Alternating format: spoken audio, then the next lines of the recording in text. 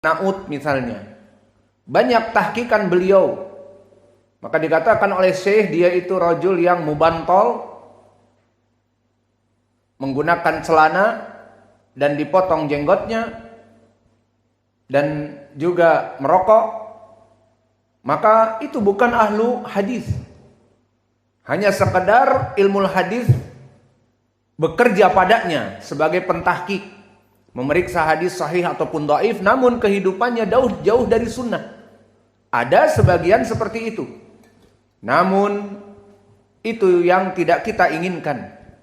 Yang kita inginkan muhaddis dari segi ilmu, dia farisul hadis, panglima perang ilmu hadis, mengetahui ilmu rawi, ilmu rijal, mengetahui hadis sahih dan dhaif, mengetahui penyakit hadis, dan dia mengamalkan di kehidupannya sehari-hari, menghidupkan sunnah-sunnah yang dimatikan, mengajari manusia untuk melaksanakan sunnah, menjauhkan manusia dari kebid'ahan. Itulah yang diinginkan.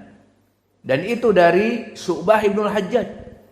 Maka dari segi ilmu hadis, Sufyan Ats-Tsauri mengatakan dia panglima hadis, dan bahkan dia Amirul Mukminin fil hadis, dan dia zab anis sunnah, dan dia adalah seseorang yang menghidupkan sunnah. Dan berkata Yahya Ibnu Sa'id Al-Qattan, imam di zamannya, ma ra'aitu ahadan qad ahsan haditsan minhu ma ubali idza katabtul haditsa an Sa'id au Hisam au Syu'bah la aidu haditsan la aidu haditha hada ala hada wala haditha hada ala hada. Maka dulu Yahya Ibnu Ma'in termasuk dari muridnya mengatakan, aku tidak pernah melihat seseorang yang mempunyai hadis yang paling baik daripada Syu'bah, dan aku tidak peduli jika aku tidak peduli jika aku tidak menulis dari para muhaddisin, kecuali jika menulis dari mereka. Maka Yahya Ibnu Ma'in pun mengatakan imamul mutkinin, dia imamnya orang-orang yang hafalannya sangat kuat. Siqatun sabtun, dan banyak lagi ucapan para ulama tentang beliau. Kemudian meriwayatkan Syu'bah dari Abdul Malik. Siapa Abdul Malik di sini? Abdul Malik Ibnu Umair Al-Lakhmi. Maka tadi Syu'bah Ibnul Hajjaj dari Wasit, dan begitupun Al-Farahidi, yang mana dia juga dari Basrah dan sekarang berpindah kepada kota Kufah. Maka Abdul Malik Ibnu Umair Al-Lakhmi adalah Al-Kufi.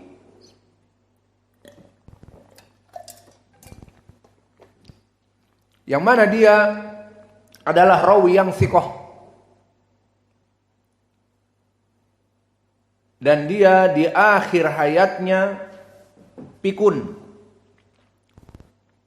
berubah akalnya, dan seorang ahli lughah fasih.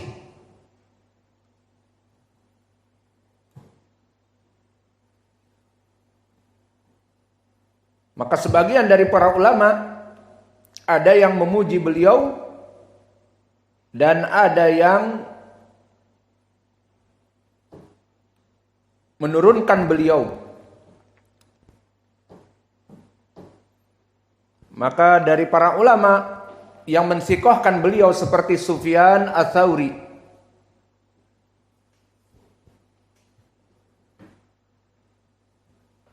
dan juga Yahya Ibnu Ma'in mengatakan sikoh,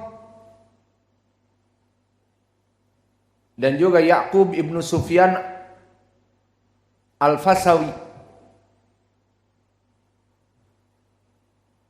dan sebagian ulama yang mendhaifkan beliau, maknanya menurunkan dari derajat sikoh, seperti Abu Hatim, laisa bil hafidh, salihul hadis. Dia bukan seorang yang imam besar, tetapi diambil hadisnya. Maka Imam Nasa'i mengatakan laisa bihi ba's. Maka kesimpulannya barakallahu fikum, dia rawi yang thiqah. Tidak sampai kepada derajat imam. Ada sebagian dari hafalannya yang kurang, namun tidak sampai kepada menjatuhkan dia ke derajat dhaif. Maka sebagian ulama yang mendhaifkan di antaranya Ahmad ibn Hanbal. Muttaribul hadis dhaif. Namun di sini ihtimal barakallahu fikum, ucapan para ulama ahlu jarhi wa ta'dil kita kumpulkan. Ada yang mensikohkan seperti Sufyan Ats-Tsauri dan yang lainnya. Ada yang mengatakan pas-pasan seperti Abu Hatim dan An-Nasa'i. Dan ada yang mendhaifkan seperti Imam Ahmad. Harus kita kumpulkan agar kita mengetahui kedudukan rawi ini. Yang pantas apa? Kita katakan yang pantas thiqah. Tidak sampai kepada derajat imam. Lalu kenapa kita tidak mendhaifkan dia atau menurunkan dia dari thiqah menjadi dhaif atau saduq?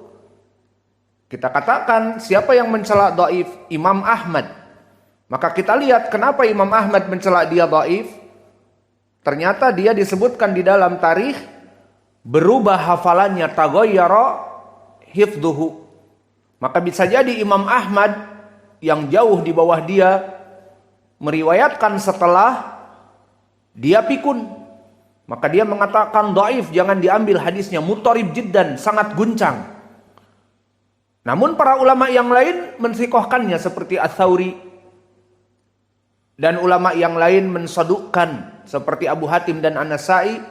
Maka di sini butuh kepada dijama' al-kalam. Bisa jadi ucapan Imam Ahmad menjarah dia dan Abu Hatim menurunkan dia dan An-Nasa'i dikarenakan melihat perubahan akal, sudah pikun. Maka kalau orang pikun ngaco bicaranya, ini bagaimana meriwayatkan hadis, ditinggal hadisnya. Maka itu bisa jadi seperti itu. Yang jelas di sini rawi ini adalah rawi yang thiqah, maka hadisnya sahih, diriwayatkan oleh Imam Al-Bukhari, Abdul Malik ibnu Umair Al-Lakhmi, yang mana dia dari Kufah, sekarang berpindah dari Basrah ke Kufah.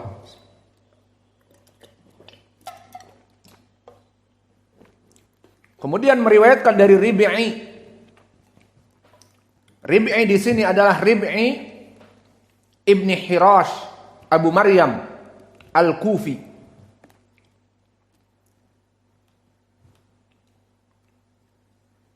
Dan tadi Abdul Malik ibnu Umair di tabaqah yang keempat. Dan tabaqah yang keempat apa? Tabi'i as-saghir.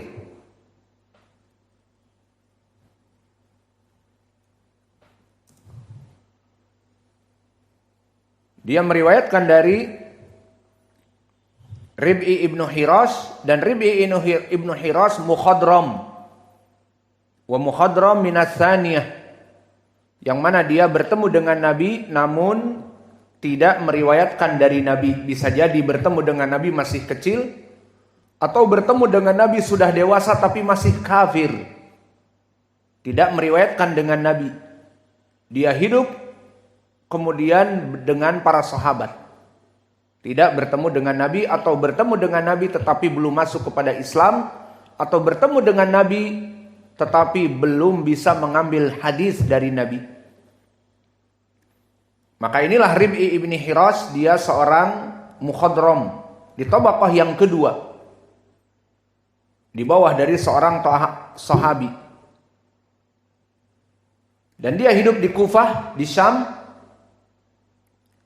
Dan dia derajatnya adalah rawi yang thiqah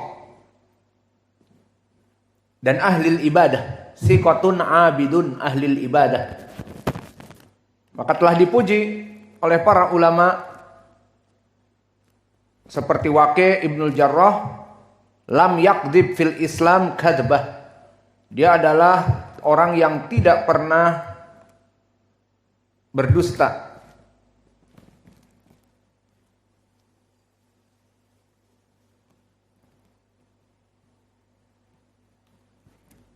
maka dia seorang thiqah yang ahlul ibadah.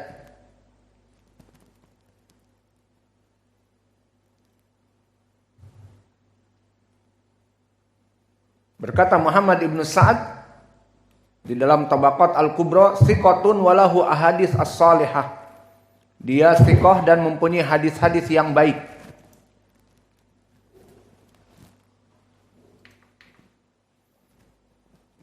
Kemudian meriwayatkan dari Hudzaifah ibnul Yaman yang lafadznya barakallahu fikum seperti kami sebutkan tadi, doa sebelum tidur dan setelah bangun dari tidur. Maka ini faidah dari hadis Hudzaifah. Karena Nabi sallallahu alaihi wasallam idza awa ila firashihi, maka Nabi jika hendak tidur, awa ila firashihi maknanya dia berbaring di tempat tidurnya. Maka dia berkata, Allahumma bismika ahya wa amutu. Allahumma bismika ahya wa amutu. Maka ini dibaca dari doa-doa azkar sebelum tidur. Apa? Allahumma bismika ahya wa amut. Maka ini lafaz di saat kita ingin tidur. Dan di sini tidak seperti hadis Abi Hurairah yang sudah dihafal sebelum ini dari Sa'id Al-Maqburi dari Abi Hurairah bahwa Nabi membersihkan dahulu dari firasnya 3 kali. Di sini tidak disebutkan. Dan di sini ada faidah doa sebelum tidur dan setelahnya. Maknanya di saat dibangkitkan. Wa idza asbaha, makna idza asbaha adalah jika dia bangun dari tidurnya qala alhamdulillahilladzi ahyana ba'da ma amatana wa ilaihin nusyur. Maka disebutkan di sini dengan alhamdulillah, syukur kepada Allah karena Allah mengembalikan rohnya. Kalau tidak dikembalikan berarti mati. Maka alhamdulillah Allah mengembalikan. Alladzi ahyana, yang Allah mengembalikan lagi, menghidupkan kembali ba'da ma amatana, setelah Allah mematikan kami. Dari sinilah menjadi pendalilan bahwa tidur itu kematian yang kecil, karena di hadis disebutkan ba'da ma amatana. Bersyukur kepada Allah yang telah menghidupkan kembali dari kematiannya. Wa ilaihi nusur, dan kepada Allah akan dibangkitkan. Maka hadis ini barakallahu fikum yang akan dihafal dari jalan siapa? Muslim Al-Farahidi an Syu'bah an man? An Abdul Malik an Rib'i an Hudzaifah. Maka di sini saya akan menyebutkan jalan yang lain yang diriwayatkan oleh Imam Al-Bukhari masih dari Hudzaifah. Lihat madarul hadisnya. Dikeluarkan oleh Imam Al-Bukhari di kitab yang sebelumnya, kitab dakwat. Apa makna dakwat? Jamak dari kumpulan doa-doa. Karena memang hadis ini berisi kumpulan doa. Lalu kenapa Imam Al-Bukhari memasukkan di kitab Tauhid berhubungan dengan Allahumma bismika, isti'adah dengan nama Allah. Maka masuk kepada asma Allah, nama Allah adalah kitab Tauhid. Maka dimasukkan oleh Imam Al-Bukhari di kitab Tauhid. Adapun asal dari hadis ini kitab dakwat tentang doa-doa. Maka disebutkan, lihat sanadnya dari jalan-jalan yang lain. Di kitab dakwat masih dari Hudzaifah, namun tulis sanadnya haddatsana Qabisah, haddatsana Sufyan an Abdul Malik an Rib'i Ibni Hiras an Hudzaifah. Ini sanad yang ada di kitab Ad-Da'wat. Kemudian yang kedua, haddatsani Musa ibnu Ismail, haddatsana Abu Awanah an Abdul Malik an Rib'i an Hudzaifah. Kemudian jalan yang ketiga, haddatsana Abu Nuaim Fadl ibnu Dukain, haddatsana Sufyan an Abdul Malik an Rib'i an Hudzaifah. Maka siapa madarul hadis di sini? Barakallahu fikum. Abdul Malik an Rib'i an Hudzaifah. Maka Abdul Malik di sini dia madarul hadis. Dan Abdul Malik di sini siapa? Tadi Ibnu Umair Al-Lakhmi Al-Kufi. Maka dari sanad ini mulai dari Abdul Malik Ibnu Umair Al-Lakhmi kepada Rib'i Ibni Khiras, Kufian dari Kufi. Dan dari Muslim Al-Farahidi kepada Syu'bah Al-Basriyan dari Basrah. Dan hadis tentang permasalahan doa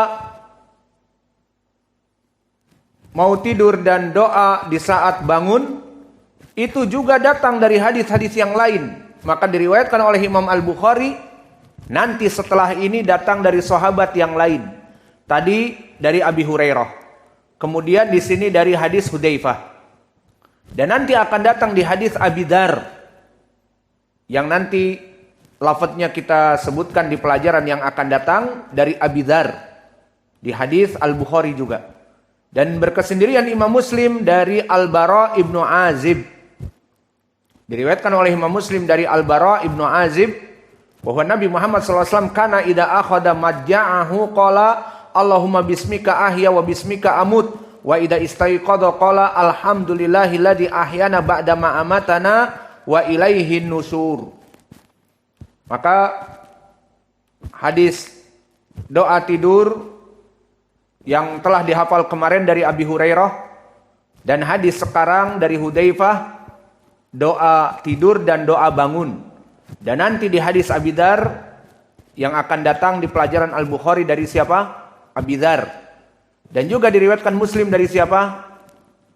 Dari Abi Darda. Maka di hadis Abi Darda diriwayatkan oleh Imam Muslim dari Al-Bara Ibnu Azib, bukan Abi Darda. Al-Bara Ibnu Azib juga dengan lafaz seperti ini. Maka inilah yang bisa kita berikan. Insyaallah dihafal hadis yang pendek ini. Wa naktafi ilahuna wa jazakumullahu khaira wa barakallahu fi ilmikum. Subhanakallahumma bihamdika.